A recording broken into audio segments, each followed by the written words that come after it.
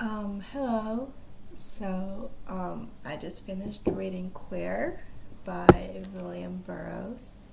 So, I'm doing good because I finished The Subterraneans yesterday and Queer also yesterday. And then I hope to read a good lot of The Dharma Bums today by Jack Kerouac. Because I'm on a Jack Kerouac roll. I'm just like reading um, Maggie Cassidy and then The Subterraneans this week, and then The Dharma Bums hopefully, and the Visions of Cody. I bought Visions of Cody, which I'm very excited about because I love Neil Cassidy. But when I was at the library, I didn't remember where Jack Kerouac's book were, so I went straight and then I saw like the Penguin thing because I know that they publish, and I saw Burroughs and I was like, maybe I should try to read because it's Penguin books, and I thought maybe I should try to read another book of Burroughs because I read Junkie last year. And I attempted Naked Lunch, and I didn't understand anything that was going on in Naked Lunch, so I gave up. But Junkie, I got through. It was a bit difficult, but this one was actually easier than Junkie.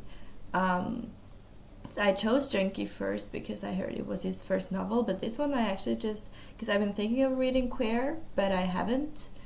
And before now.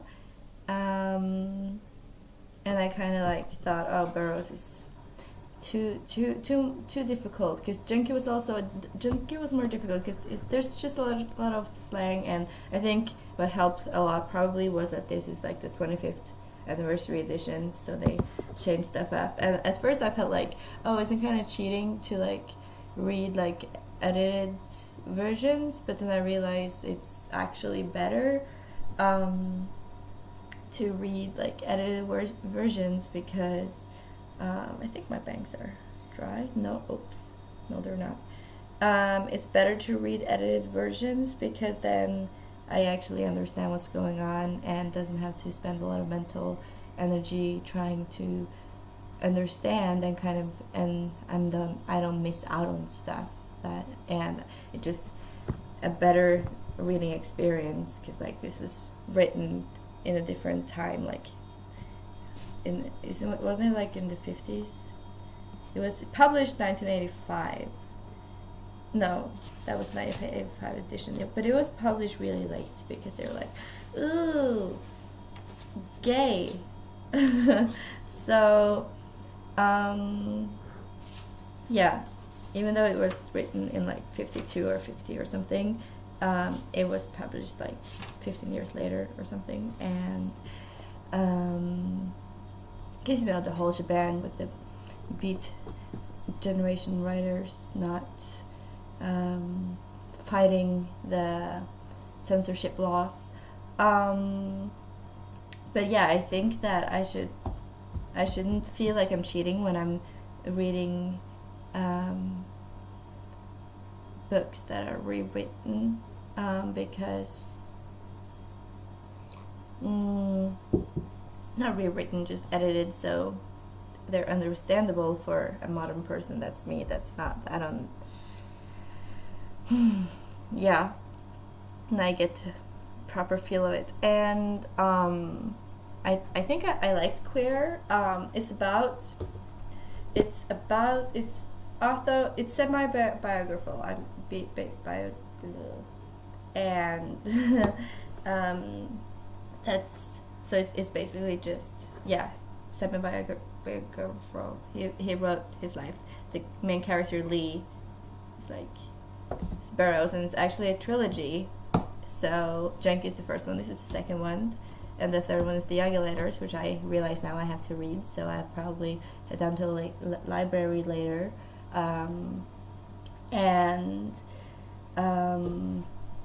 So while Junkie is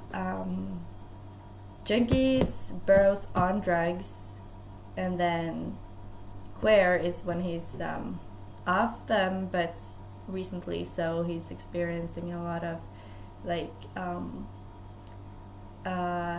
like withdrawal, basically.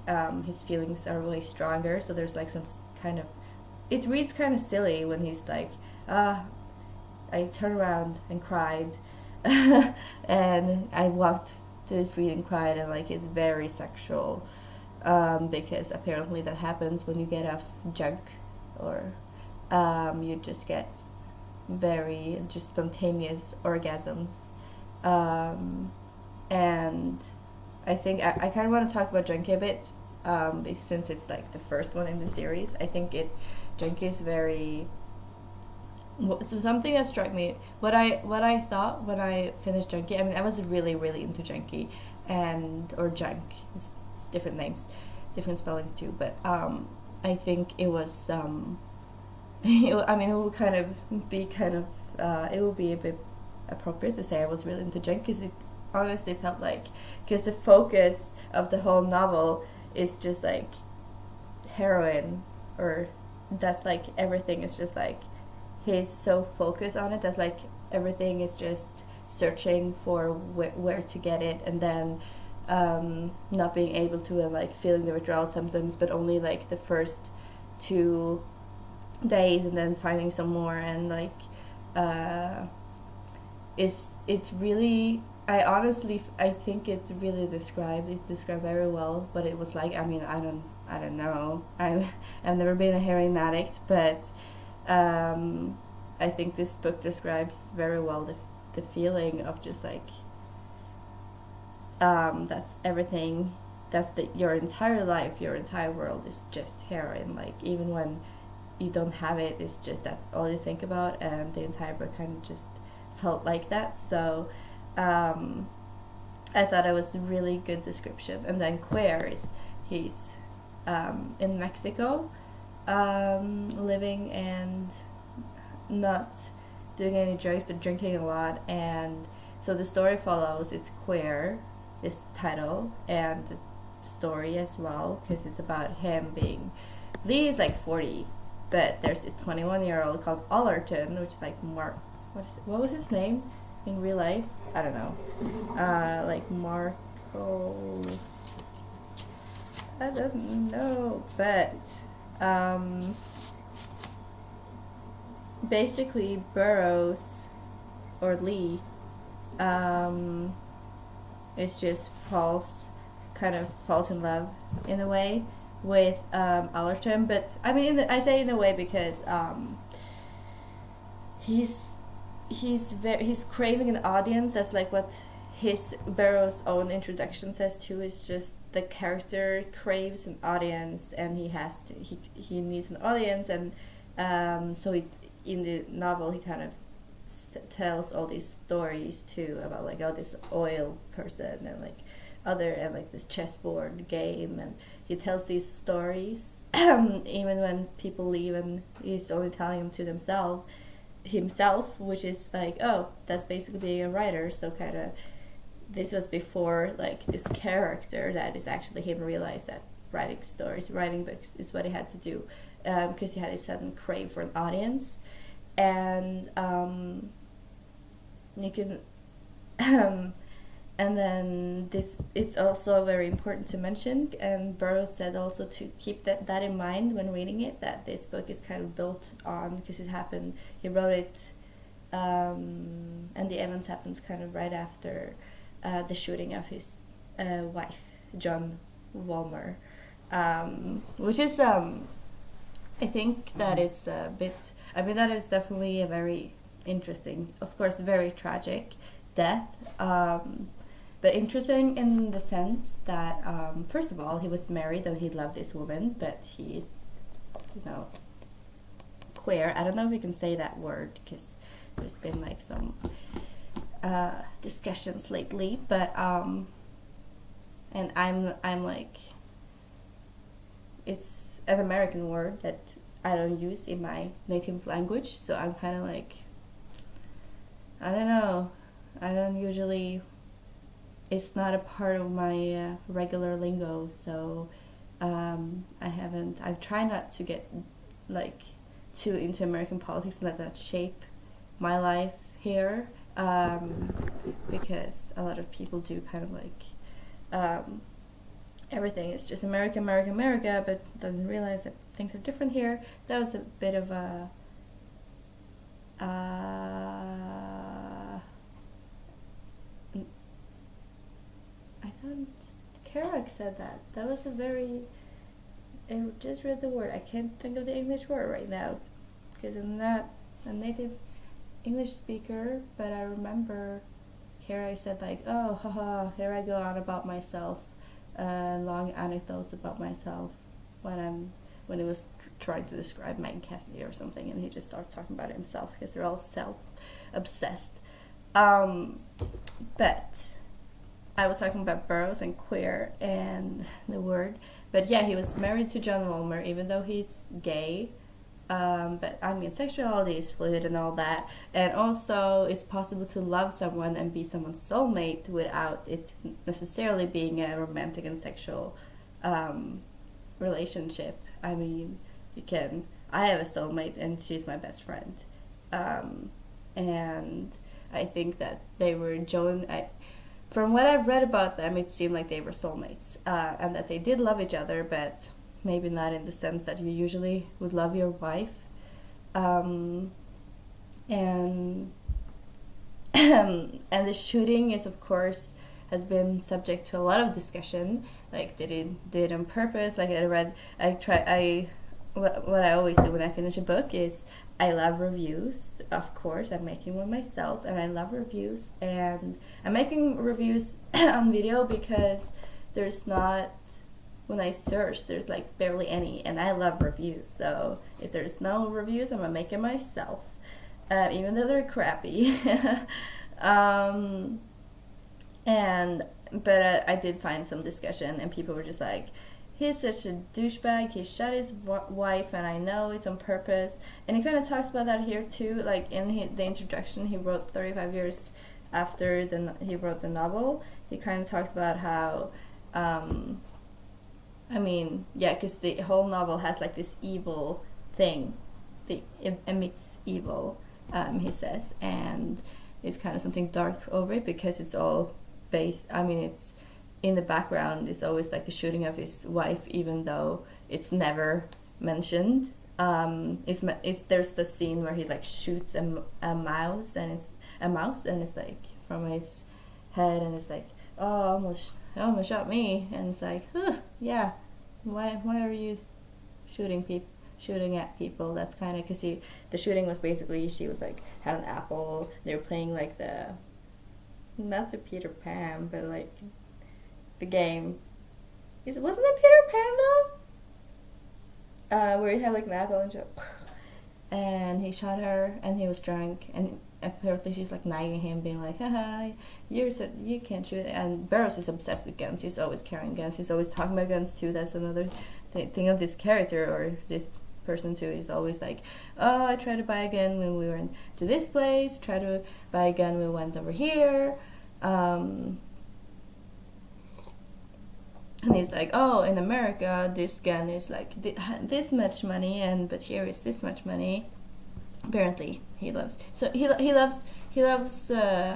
guns, and unfortunately, the thing he loved killed the thing he loved the most. Although that was his own fault. But I mean, he was probably drunk. And then there's speculation, like, did he actually try to do it? And then he's talking about how like some evil and like possession, and he's in a way he might have done it on purpose, but while not being sound of mind, kind of like he didn't want to, but he had to do that. And I don't know,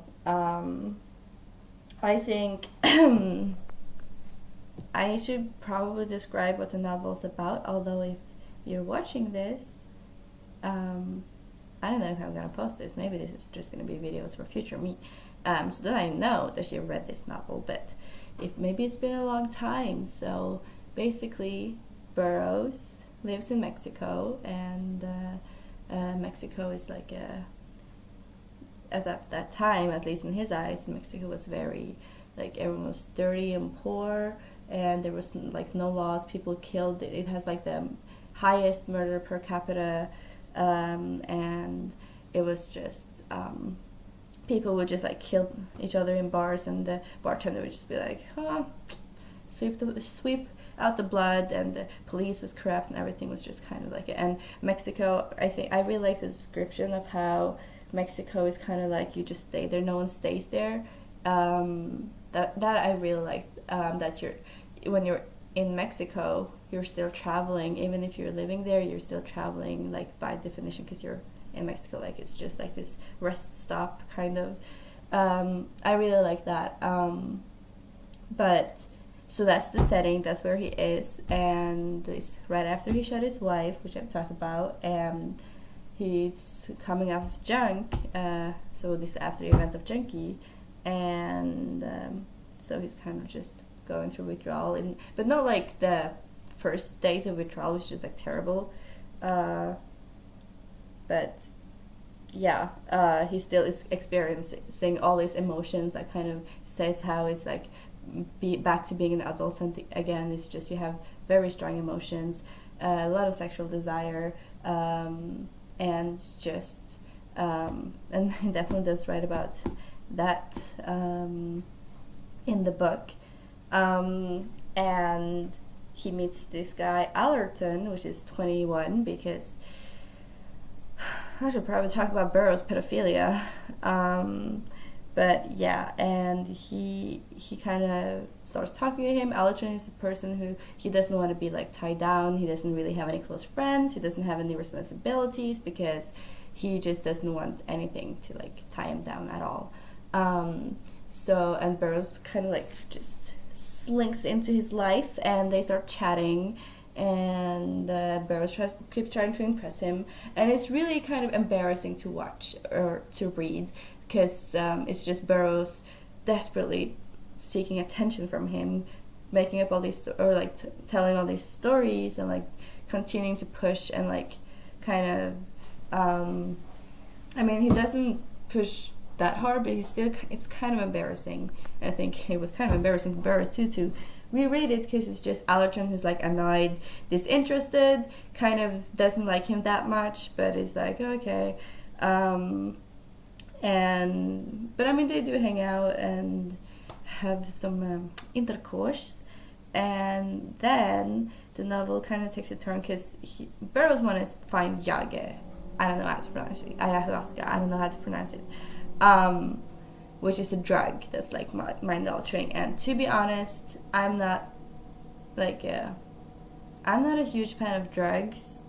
So I kind of find, because I'm probably said this before, I read Allen Ginsberg's biography, and like I love the start, and then at one point they start the whole drugs and Buddhism thing. And I mean, Buddhism is interesting, but people who are converted Buddhists usually aren't.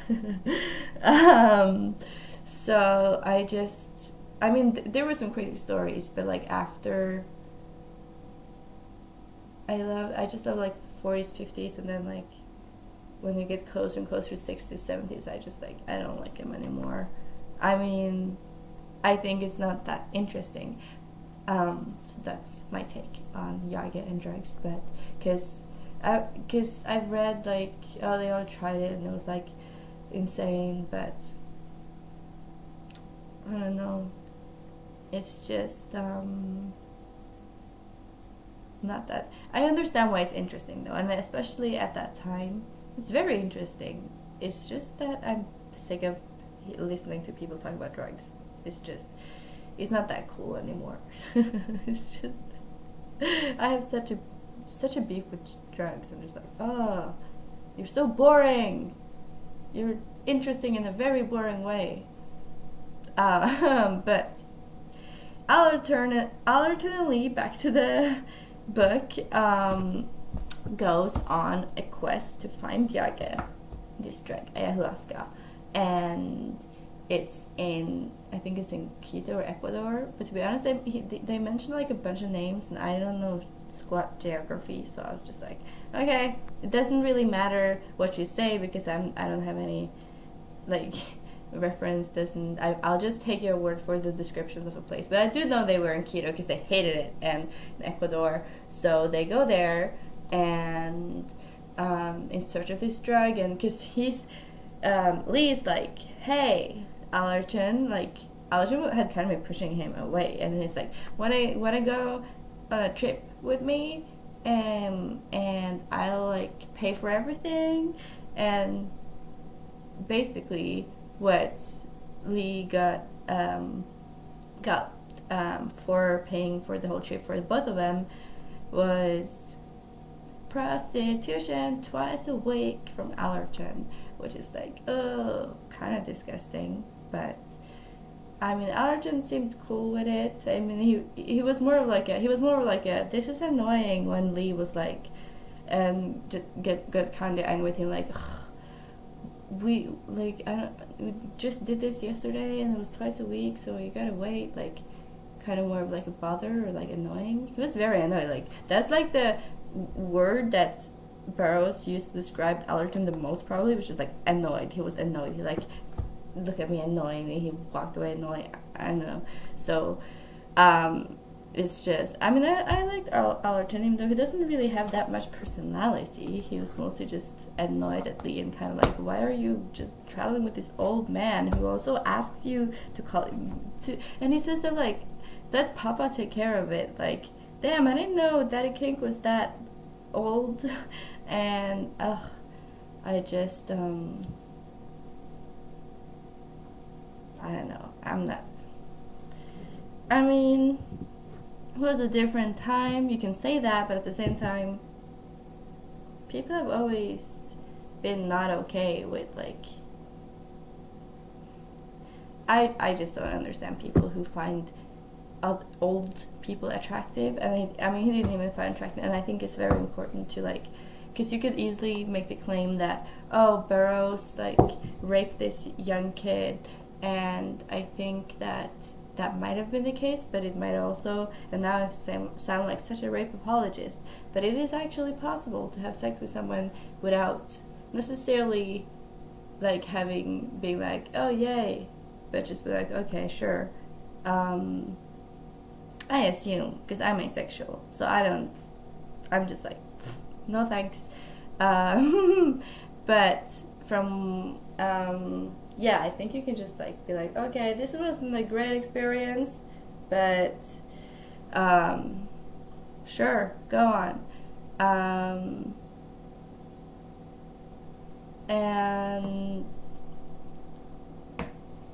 And I think that, oh, this is getting really, really long. Okay, no, it isn't. So, I think that, and Burroughs also talked about how he saw, like, some young boys, and they were like 14, and in a later year, both Burroughs and Ginsberg were, like, such pedophiles, and he's just seeing these young boys being like, and thinking of them, and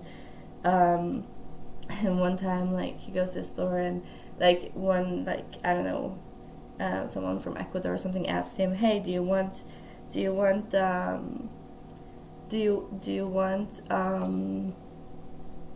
this young girl, she's a virgin, she's 14 years old, and he's like, she's already middle age, give me a 6-year-old, which I assume was just like a joke, but he's definitely interested in young people. He's like, I'm attracted to their manliness, because, like, these young boys are, like, so boyish, and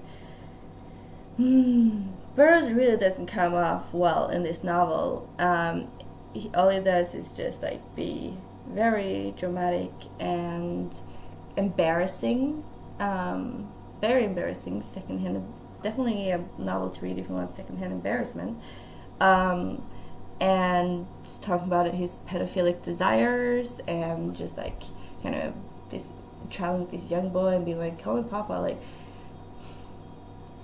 he doesn't come off as a very, and also, oh, Burroughs, he's also kind of, like, it seems, because he's a very clever man. I think he studied, like, medicine in Vienna, and, like, at Harvard, and, like, he's also very rich. His family comes from, like, I think he's in the family tree of the Burroughs who invented, like, the Burrow thingy.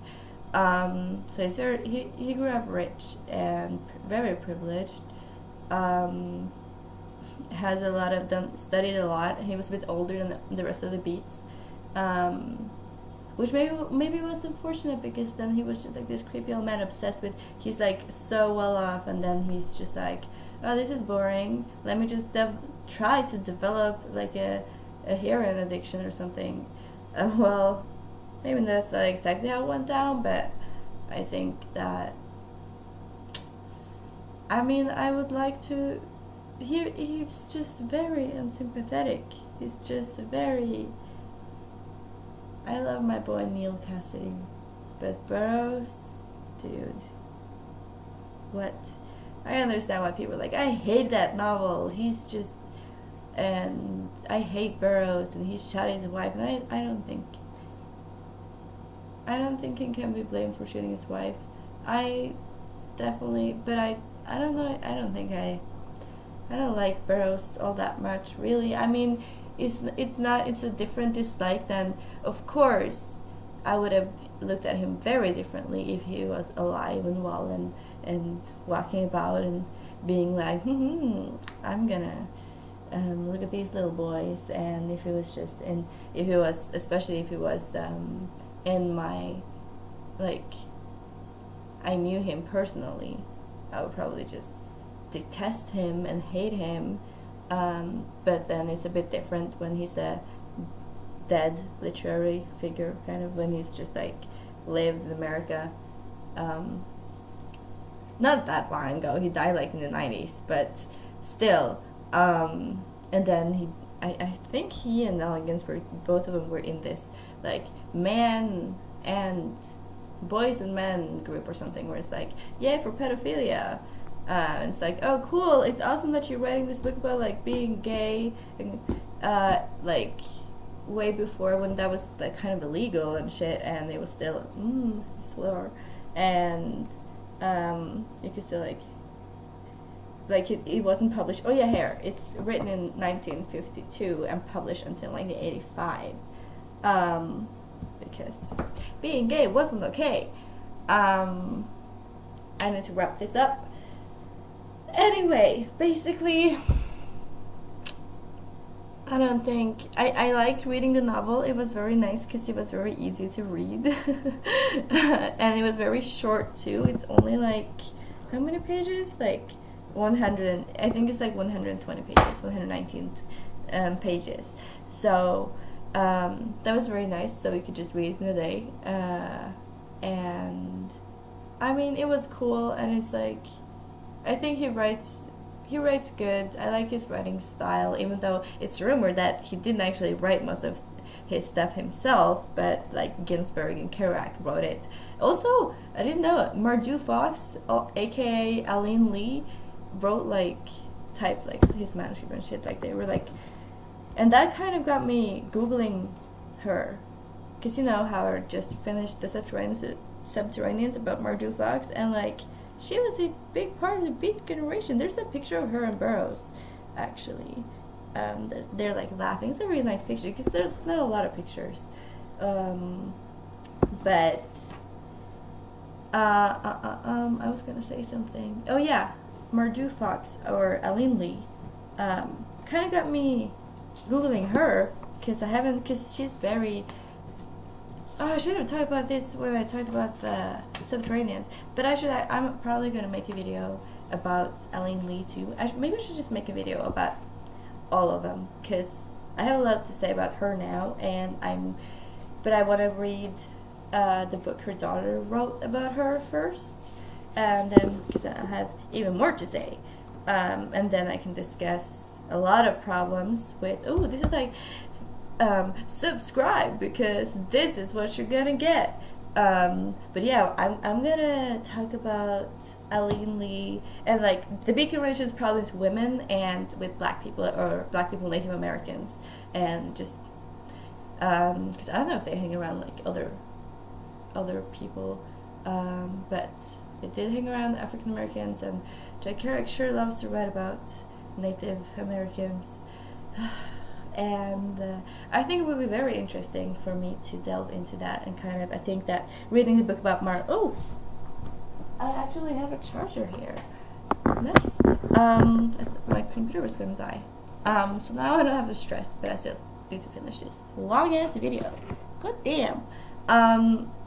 But yeah, I think that it will be very interesting to kind of really properly try to understand the bigger Asians' view on women, on Black people, on Native Americans, because you read and you're like, doesn't sound too good. But then you had like hidden gems like Eileen Lee, that was actually a big part of it. But because of herself, like she was like, I don't want to talk shit about Jack after his death, so don't like exclude me from his autobiography and stuff. And I don't know, like also probably just because the general like, let's just forget about the women and the Black people.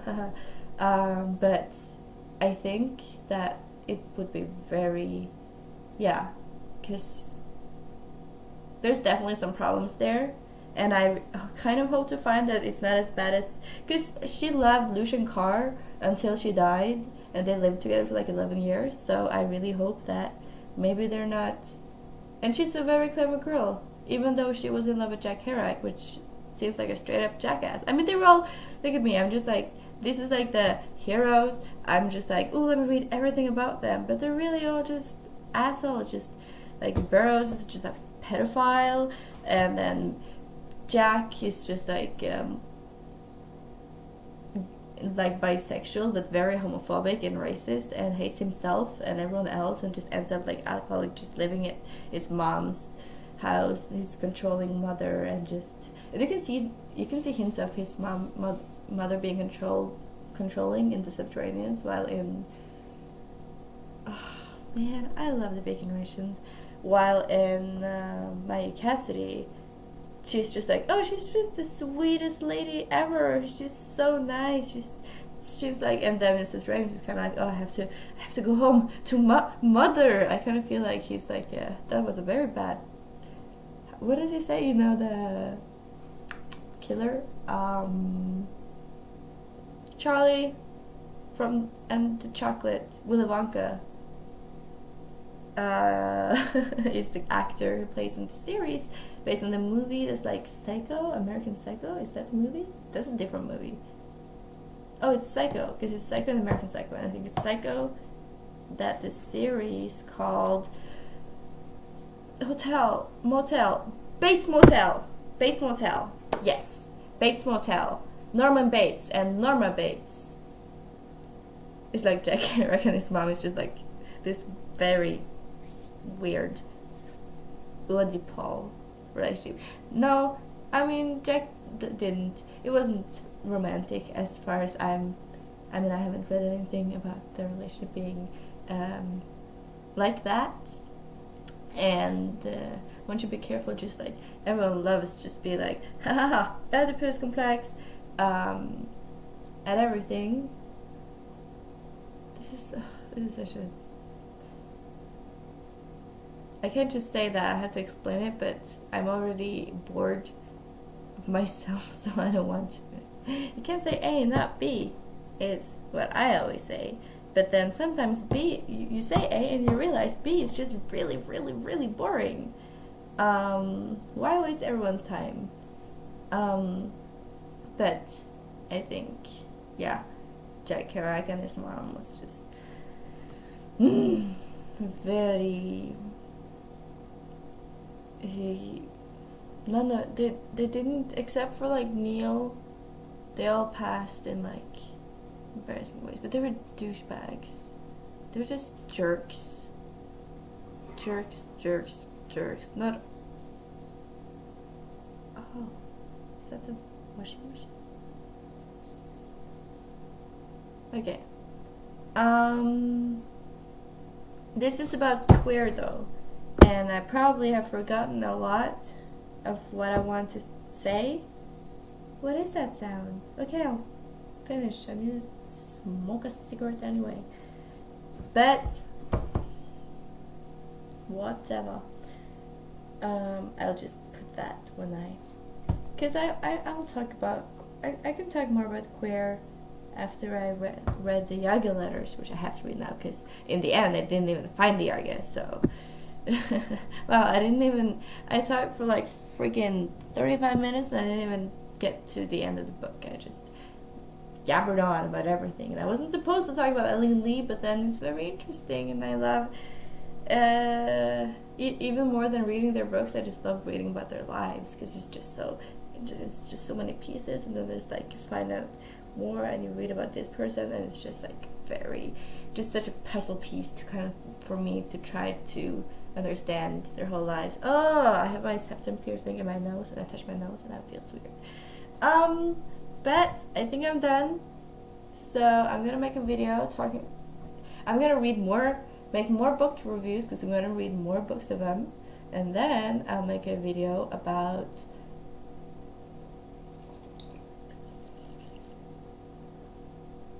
what? Oh, I think I should end this. I'm